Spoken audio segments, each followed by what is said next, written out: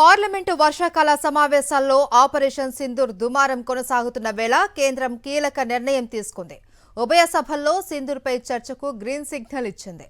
ఈ నెల 29న రాజ్యసభలో ఆపరేషన్ సింధూర్పై చర్చ జరగనుంది. ఇందుకోసం 16 గంటల సమయం కేటాయిస్తూ బిజినెస్ అడ్వైజరీ కమిటీలో నిర్ణయం తీసుకున్నారు. లోక్సభ బీఏసీ ఇప్పటికే సింధూర్పై చర్చకు 16 గంటల సమయం కేటాయించింది. అయితే చర్చ తేదీని ఇంకా నిర్ణయించలేదు. వర్షాకాల సమావేశాల తొలి రోజు నుంచే విపక్షాలు పహల్గామ్ ఉగ్రదాడి, ఆపరేషన్ సింధూర్పై చర్చకు పట్టుబడుతున్నాయి. వాయిదా తీర్మానాలు ఇస్తున్నాయి. చర్చకు సిద్ధమంటూనే కేంద్రం కాలయాపన చేస్తోందని మండిపడుతున్నాయి. ఈ నెల 29న రాజ్యసభలో ఆపరేషన్ సింధూర్పై చర్చ జరగనుంది. ఇందుకోసం 16 గంటల సమయం కేటాయిస్తూ బిజినెస్ అడ్వైజరీ కమిటీలో నిర్ణయం తీసుకున్నారు.